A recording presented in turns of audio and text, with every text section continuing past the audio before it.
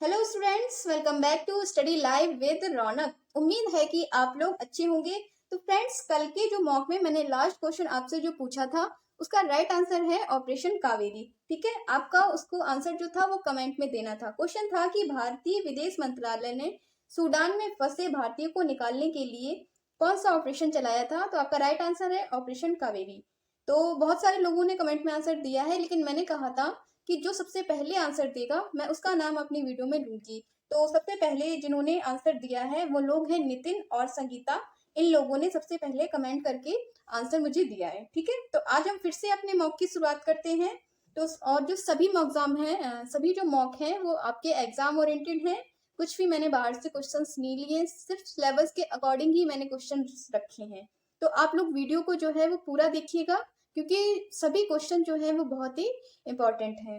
तो चलिए शुरू करते हैं, लेकिन उससे पहले फिर से मेरी आपसे छोटी सी रिक्वेस्ट है कि अगर आप चैनल पे नए हैं तो प्लीज चैनल को सब्सक्राइब कर लीजिए, और वीडियो अगर पसंद आती हो तो एक लाइक जरूर कीजिएगा। तो चलिए अपना पहला प्रश्न लेते हैं। आपका पहला प्रश्न है कि गुप्त वंश का राजकीय चिन्ह क्या था। आपसे ये पूछ रहा है कि गुप्त वंश का राजकीय चिन्ह क्या था। ऑप्शन है आपके गरुड़, घोड़ा, तोता या बैल। तो आपका राइट आंसर हो जाएगा ऑप्शन नंबर ए, गरुड़ जो है वो गुप्त वंश का राजकीय चिन्ह था। ठीक है, क्या था? गरुड़। चलिए क्वेश्चन नंबर दूसरा लेते हैं अपना हम, कि हर्षवर्धन के शासनकाल में कर वसूलने वाला व्यक्ति क्या कहलाता था। ऑप्शन है आपके भौगिक, पुस्तपाल, भुक्ति या सामंती। तो आपका राइट आंसर हो जाएगा हर्षवर्धन के शासन काल में कर वसूलने वाला जो व्यक्ति था वो भौगिक कहलाता था। क्या कहलाता था? भौगिक कहलाता था। ऑप्शन नंबर ए आपका बिल्कुल राइट है। चलिए आगे बढ़ेंगे, क्वेश्चन नंबर 3 पे चलते हैं कि तुर्कान ए चहलगानी की स्थापना किसने की। ऑप्शन है आपके कुतुबुद्दीन ऐबक, इल्तुतमिश, रजिया बेगम या रकुनुद्दीन। तो आपका राइट आंसर हो जाएगा ऑप्शन नंबर बी, तुर्कान ए चहलगामी की जो स्थापना है वह इल्तुतमिश ने की थी। ठीक है, किसने की थी? इल्तुतमिश ने। और इसमें क्या था तो आपको बता दें, उसने 40 वफादार अमीर आदमियों की टुकड़ी का गठन किया था। ठीक है, इसका 40 वफादार अमीर आदमी की टुकड़ी थी, जिसे तुर्कान ए चहलगामी या चालीसा के नाम से भी जानते हैं। ठीक है, आपसे ये भी क्वेश्चन पूछा जा सकता है कि इल्तुतमिश की चालीसा किसे कहा जाता है। तो वो हो जाएगा आपका तुर्कान ए चहलगामी। या क्वेश्चन आपसे इस प्रकार भी पूछा जा सकता है कि तुर्कान ए चहलगामी की स्थापना किसने की। तो आपका राइट आंसर हो जाएगा इल्तुतमिश ने। ठीक है, इसे क्या था? तो इसमें 40 वफादार अमीर आदमी की टुकड़ी का गठन किया था इल्तुतमिश ने, जिसे तुर्कान ए चहलगामी के रूप में जाना जाता था। चलिए क्वेश्चन नंबर 4 लेंगे अपना हम, कि रक्त एवं लौह की नीति किसने अपनाई थी। ऑप्शन है आपकी जलालुद्दीन खिलजी, बलबन, इल्तुतमिश या अकबर। तो आपका राइट आंसर हो जाएगा ऑप्शन नंबर बी, बलबन। ठीक है, इनका पूरा नाम क्या था? गयासुद्दीन बलबन ने रक्त एवं लौह की नीति अपनाई थी, जो मामलुक वंश के 9वें सुल्तान थे। कौन थे ये? मामलुक वंश के 9वें सुल्तान थे। कौन? गयासुद्दीन बलबन। इन्होंने ही चलाई थी रक्त एवं लौह की नीति, अपनाई थी, सॉरी। चलिए आगे बढ़ेंगे, क्वेश्चन नंबर 5 है आपका कि 1857 विद्रोह को सभ्यता का बर्बरता के बीच का संघर्ष किसने कहा था। क्या बोला था? 1857 के विद्रोह को सभ्यता का बर्बरता के बीच का संघर्ष, ये है, पूछ रहा है कि किसने कहा था। ऑप्शन है आपका टेलर, सीले व लॉरेंस, टी.आर. होम्स या गांधी जी। तो आपका राइट आंसर हो जाएगा option number C, T R. Holmes ने।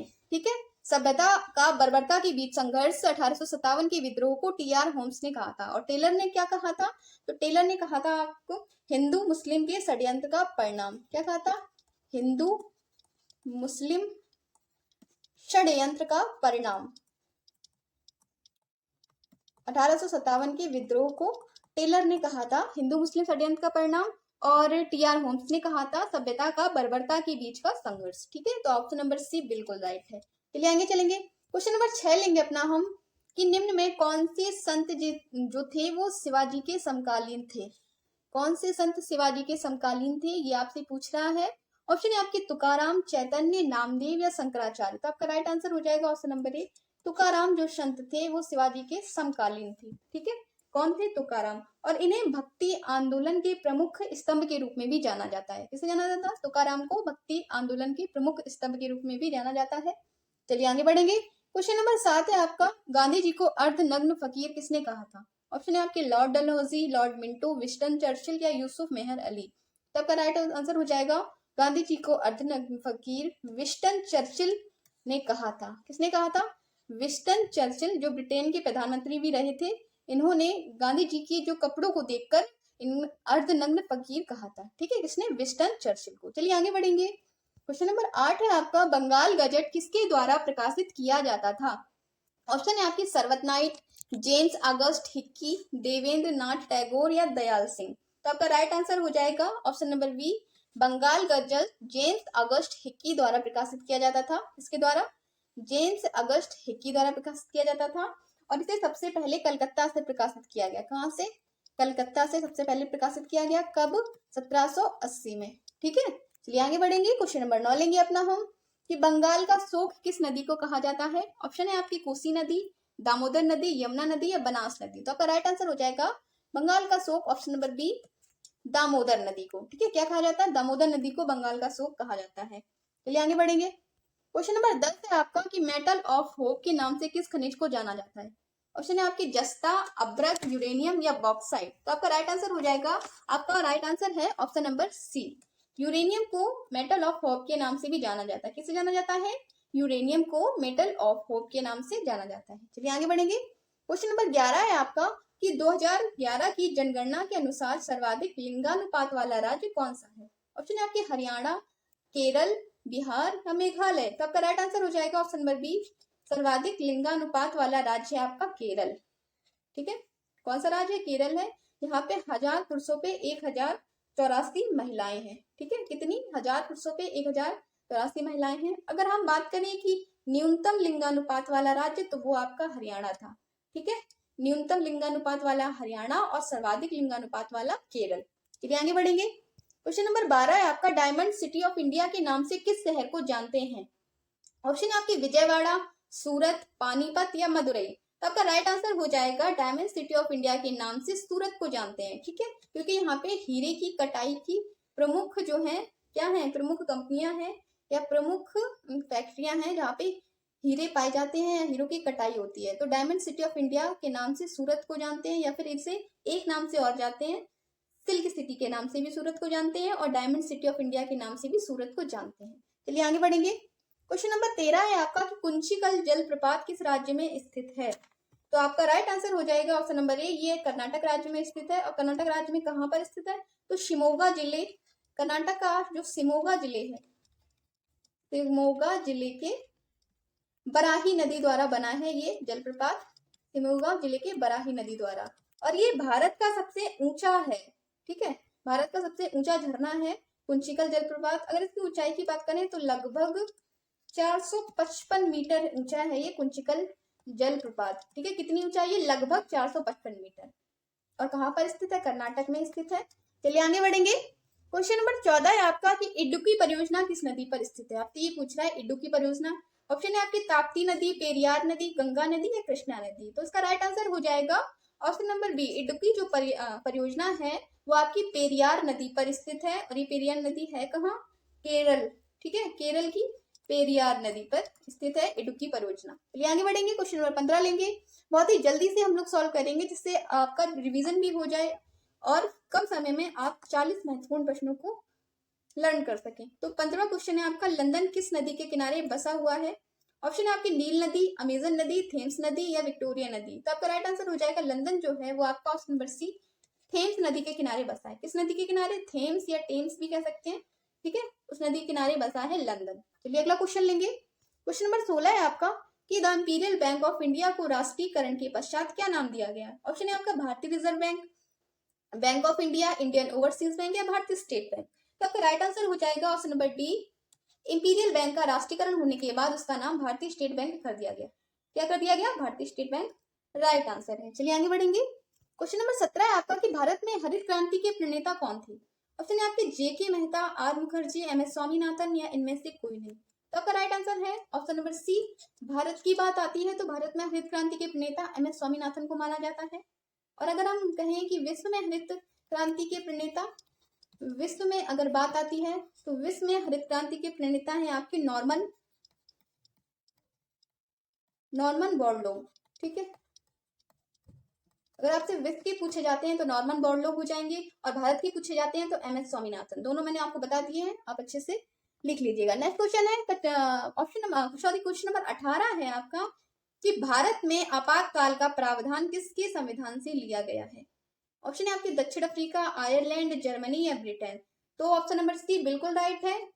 आपातकाल जो है वो जर्मनी के संविधान से लिए गए हैं। कहाँ से लिए गए हैं? जर्मनी के संविधान से आपातकाल के प्रावधान भारत के संविधान ने लिए हैं। चलिए आगे बढ़ेंगे। क्वेश्चन नंबर 19 है आपका कि प्राण एवं दैहिक स्वतंत्रता का संरक्षण किस अनुच्छेद के अंतर्गत आता है। ऑप्शन है आपके अनुच्छेद 20, अनुच्छेद 29, अनुच्छेद 21 या अनुच्छेद 18। तो आपका राइट आंसर हो जाएगा अनुच्छेद 21 के अंतर्गत प्राण एवं दैहिक स्वतंत्रता का संरक्षण है। ठीक है, तो अनुच्छेद 21 आपका राइट आंसर है। चलिए आगे बढ़ते हैं। क्वेश्चन नंबर 20 है आपका कि भारत के राष्ट्रपति का कार्यकाल कितने वर्ष का होता है। ऑप्शन है आपके 10 वर्ष, 3 वर्ष, 5 वर्ष या 4 वर्ष। तो आपका राइट आंसर है भारत के राष्ट्रपति का जो कार्यकाल है वो 5 वर्ष का होता है। ठीक है, अगर वर्तमान में कौन सी राष्ट्रपति है, अगर आपसे ये पूछ दिया जाए तो वर्तमान में है आपके 15वां नंबर की राष्ट्रपति है, राष्ट्रपति द्रौपदी मुर्मू। श्रीमती द्रौपदी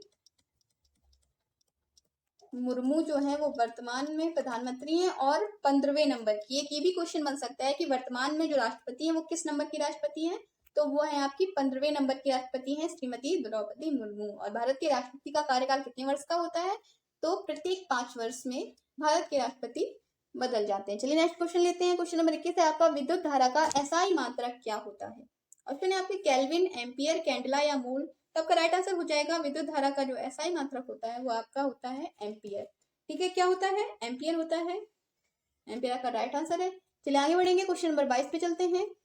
और क्वेश्चन नंबर 22 पढ़ने से पहले फिर से मेरी एक छोटी सी रिक्वेस्ट है कि अगर आप वीडियो देख रहे हैं तो और चैनल पे नए हैं तो प्लीज चैनल को सब्सक्राइब जरूर कर लीजिए। हमने पूरी की पूरी प्लेलिस्ट जो है यूपी पीईटी की जीके की वो अपने चैनल पे अपलोड कर दी है, तो आप वहां से जाके अपनी जीके की तैयारी को बेहतर बना सकते हैं। और सभी क्वेश्चन हैं वो बहुत इंपॉर्टेंट हैं, तो आप लोग प्लीज वीडियो को पूरा देखिएगा और चैनल को सब्सक्राइब जरूर कर लीजिए। तो क्वेश्चन नंबर 22 है आपका प्रकाश वर्ष किसके मापन की इकाई है। एक वर्ष में मापी गई रॉकेट की गति की, एक वर्ष में निर्वात में ध्वनि द्वारा चली गई दूरी की, या एक वर्ष में निर्वात में प्रकाश द्वारा चली गई दूरी की, या हवाई जहाज की गति की। तो आपका राइट आंसर है ऑप्शन नंबर सी, प्रकाश वर्ष है एक वर्ष में निर्वात में प्रकाश द्वारा चली गई दूरी। ठीक है, प्रकाश वर्ष किसके मापन की इकाई है, तो एक वर्ष में निर्वात में प्रकाश द्वारा चली गई दूरी की। चलिए क्वेश्चन नंबर 23 लेंगे अपना हम। क्वेश्चन नंबर 23 है आपका कि ब्लीचिंग पाउडर का रासायनिक नाम क्या है। Calcium sulphate, calcium oxychloride, sodium bicarbonate, sodium chloride. तो आपका राइट आंसर हो जाएगा ब्लीचिंग पाउडर का रासायनिक नाम option number B, calcium oxychloride होता है। और इसका अगर रासायनिक सूत्र की बात करें तो CaOCl2।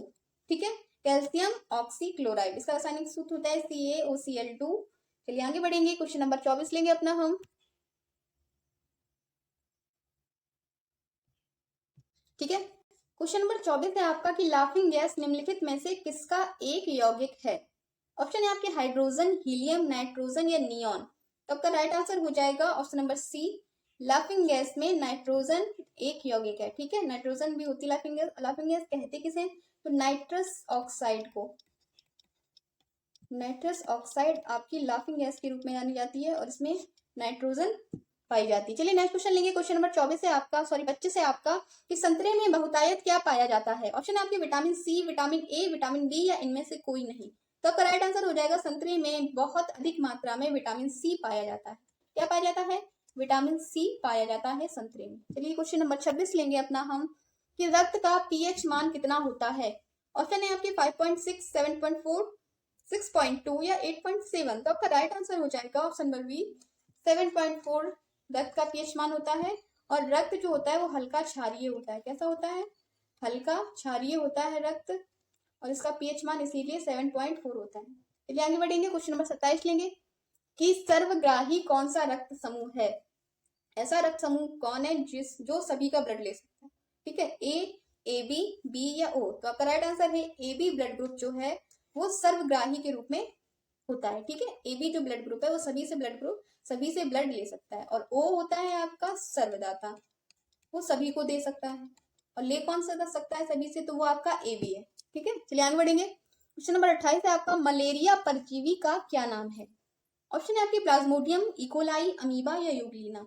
तो मलेरिया परजीवी का नाम हो जाएगा यहाँ पे ऑप्शन नंबर ए प्लाज्मोडियम। ठीक है, क्या नाम है? प्लाज्मोडियम मलेरिया परजीवी का नाम है। चलिए आगे बढ़ेंगे। क्वेश्चन नंबर 29 लेंगे अपना हम कि फिलीपींस की राजधानी और मुद्रा का नाम बताइए।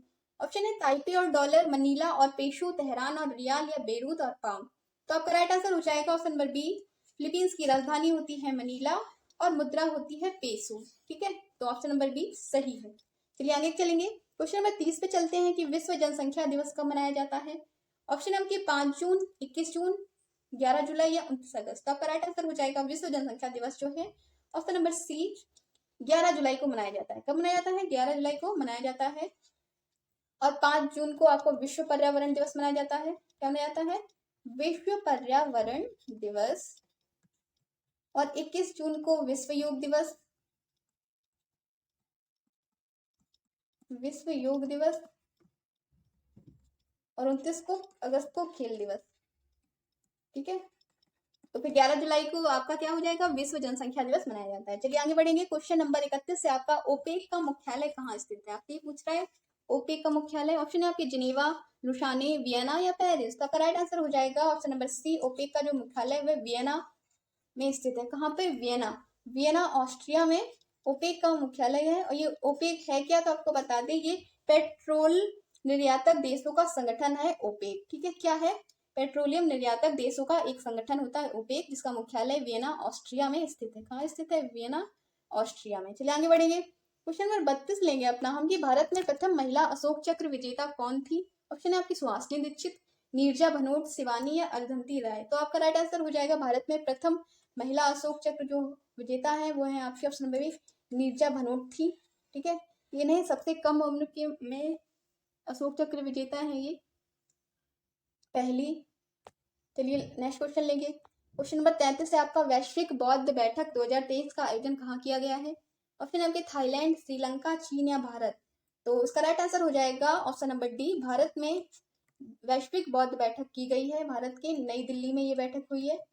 ठीक है, भारत की नई दिल्ली में वैश्विक बौद्ध बैठक 2023 का आयोजन किया गया है। तो भारत आपका राइट आंसर है। चलिए आगे बढ़ेंगे। क्वेश्चन नंबर 34 लेंगे अपना हम कि मिस वर्ल्ड 2023 का आयोजन कहाँ पर होगा? ऑप्शन आपकी दिल्ली, मुंबई, कश्मीर या बेंगलुरु। तो आपका राइट आंसर हो जाएगा ऑप्शन नंबर सी, कश्मीर में 2023 मिस वर्ल्ड का आयोजन किया जाएगा। ठीक है, चलिए आगे बढ़ेंगे। क्वेश्चन नंबर 35 लेंगे, हाल ही में विश्व एथलेटिक्स चैंपियनशिप 2023 के भारत के पहले स्वर्ण पदक विजेता कौन बने हैं? ऑप्शन है आपके अभिनव बिंद्रा, नीरज चोपड़ा, पीटी उषा या सुशील कुमार। तो आपका राइट आंसर है नीरज चोपड़ा विश्व एथलेटिक्स चैंपियनशिप 2023 के भारत के पहले स्वर्ण पदक विजेता बने हैं। ठीक है, इन्होंने 88 भाला फेंक प्रतियोगिता में 88.17 का थ्रो करके स्वर्ण पदक पर अपना नाम, अपने स्वर्ण पदक जो है वो अपने नाम किया है। ठीक है, किसने? नीरज चोपड़ा ने। नीरज चोपड़ा इसका राइट आंसर है। चलिए आगे बढ़ेंगे। क्वेश्चन नंबर 36 लेंगे अपना हम कि वर्ष 2023 के लिए रेमन मैग्सेसे पुरस्कार किसे दिया गया है? ऑप्शन है आपके नरेंद्र मोदी, प्रज्ञान भारद्वाज, मणिशंकर या रवि कन्नन। तो राइट आंसर हो जाएगा option number D, Ravi Kannan. Cancer रोग विशेषज्ञ डॉक्टर रवि कन्नन को 2023 का रेमन मैग्सेसे पुरस्कार के लिए चुना गया है। ठीक है, और रेमन मैग्सेसे पुरस्कार को एशियाई का नोबेल पुरस्कार के नाम से भी जानते हैं। चलिए आगे बढ़ेंगे। क्वेश्चन नंबर 37 से आपका G20 समिट की मेजबानी किस देश ने की है? ऑप्शन आपके कनाडा, भारत, जर्मनी या बेल्जियम। तो आपका राइट आंसर हो जाएगा G20 समिट जो है उसकी मेजबानी इस बार 2023 में भारत ने की है। किसने की है? भारत की नई दिल्ली में इसका जो है मेजबानी हुई है, भारत ने की है। और इसकी अगर हम स्थापना की बात करें G20 समिट की, तो इसकी स्थापना 26 सितंबर 1999 में की गई थी G20 समिट की। ठीक है, चलिए आगे बढ़ेंगे। क्वेश्चन नंबर 38 लेंगे अपना हम कि 2023 की G20 सम्मेलन में भारतीय शेरपा कौन रहे हैं? G20 सम्मेलन में भारतीय शेरपा का रोल जो है वो बहुत अहम है। तो आपका ऑप्शन है नरेंद्र मोदी, राजीव अरोड़ा, अमिताभ कांत या अमित शाह। तो आपका राइट आंसर हो जाएगा अभी हाल ही में जो सम्मेलन दिल्ली में हुआ है उसके भारतीय शेरपा रहे हैं अमिताभ कांत। ठीक है, कौन रहे हैं G20 सम्मेलन के शेरपा? अमिताभ कांत। चलिए आगे बढ़ेंगे। क्वेश्चन नंबर 39 है आपका कि हाल ही में सबसे तेज 150 ओडीआई विकेट लेने वाले भारतीय स्पिनर कौन बने हैं? कुलदीप यादव, जसप्रीत बुमराह, मोहम्मद सिराज, हार्दिक पांड्या। तो आपका राइट आंसर हो जाएगा option number A, Kuldeep Yadav बने हैं 150 ओडीआई विकेट लेने वाले भारतीय स्पिनर। ठीक है, चलिए क्वेश्चन नंबर 40 लेंगे। ये आपका लास्ट क्वेश्चन है कि भारतीय स्टेशनरी ब्रांड लक्जर के ब्रांड एम्बेसडर के रूप में किसे नामित किया गया है? सचिन तेंदुलकर, विराट कोहली, रानी रामपाल या कृष्ण प्रकाश। तो आपका राइट आंसर हो जाएगा ऑप्शन नंबर बी। भारतीय स्टेशनरी ब्रांड लक्जर ने विराट कोहली को ब्रांड एम्बेसडर के रूप में नियुक्त किया है। किसे किया है? विराट कोहली को ब्रांड एम्बेसडर के रूप में नियुक्त किया है। और आज का क्वेश्चन ऑफ द डे है आपका ये, मून मैन ऑफ इंडिया के नाम से किसे जाना जाता है? इसका आंसर आप मुझे कमेंट करेंगे, ठीक है? कमेंट में इसका आंसर जो है आपको देना है। तो जिसको भी पता है मून मैन ऑफ इंडिया किसे कहा जाता है तो प्लीज कमेंट जरूर कीजिएगा और जल्दी से कमेंट कीजिएगा, जिससे मैं कल अपनी वीडियो में फिर से आपका नाम ले सकूं, जो मुझे जल्दी से कमेंट करके बताएगा, ठीक है? तो फ्रेंड्स, आज के जो 40 मोस्ट इंपॉर्टेंट क्वेश्चन थे इन्हें आप जरूर देखिएगा और वीडियो को पूरा देखा कीजिए, स्किप मत किया कीजिए, ठीक है? क्योंकि पता नहीं कौन सा क्वेश्चन आपके एग्जाम में आ जाए, इसलिए। तो फ्रेंड्स, चलिए फिर मिलते हैं एक नई वीडियो के साथ। तब तक के लिए नमस्कार, take care and good bye.